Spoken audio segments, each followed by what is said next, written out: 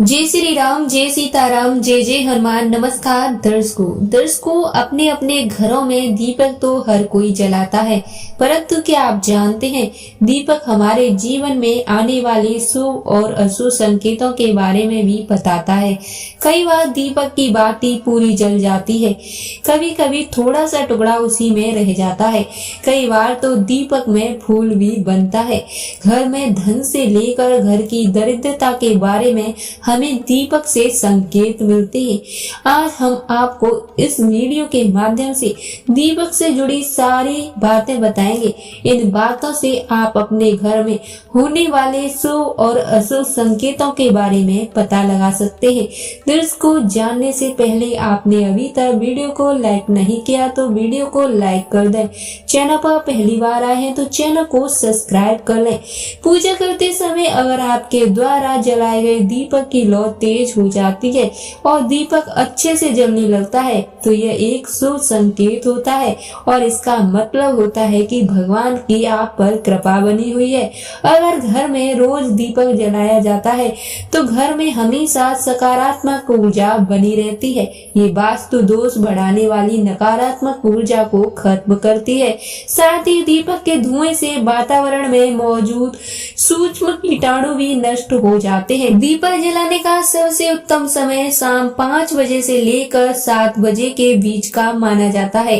रोज सुबह और शाम को दीपक जलाने से घर में किसी प्रकार की छोटी मोटी परेशानियां नहीं आती हैं। साथ ही इससे घर में सुख शांति व समृद्धि बनी रहती है।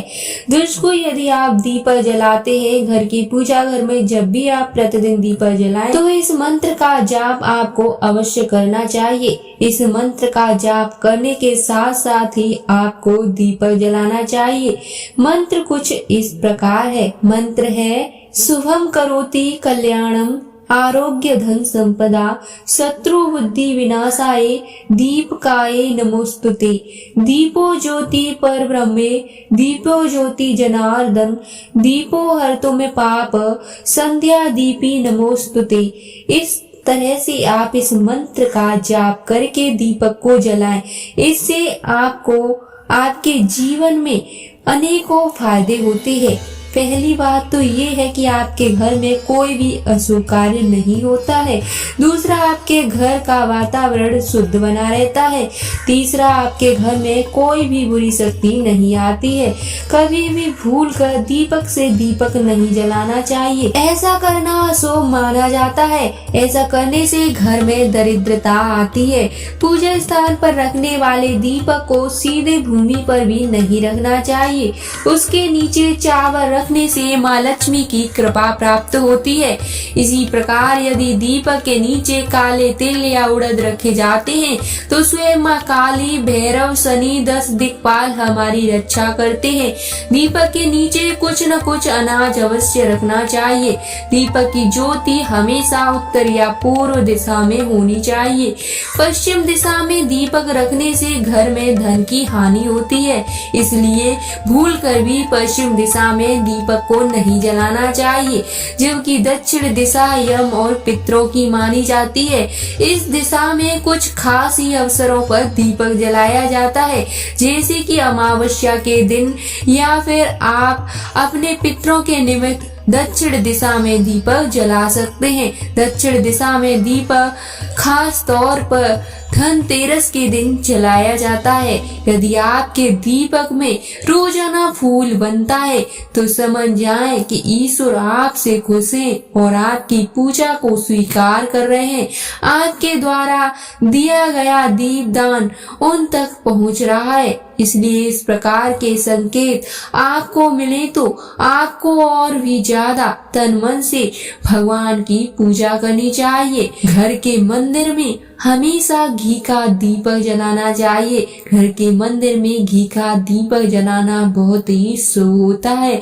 यदि आप पूजा करते समय दीपक जलाते हैं और उस दीपक की बाती पूरी जल जाती है तो ये बहुत ही शुभ संकेत देने वाली होती है। यदि आपके दीपक में थोड़ी सी बाती बच जाती है, यानी कि जलने के बाद थोड़ी सी बाती बच जाती है, तो आप उस बाती को इधर उधर ना फेंके, किसी भी एक बर्तन में एकत्रित करते जाएं और उसको एकत्रित होने के बाद शनिवार या मंगलवार के दिन एक कपूर और 2 लौंग रख कर जला करके उसके धुएं को पूरे घर में घुमाएं।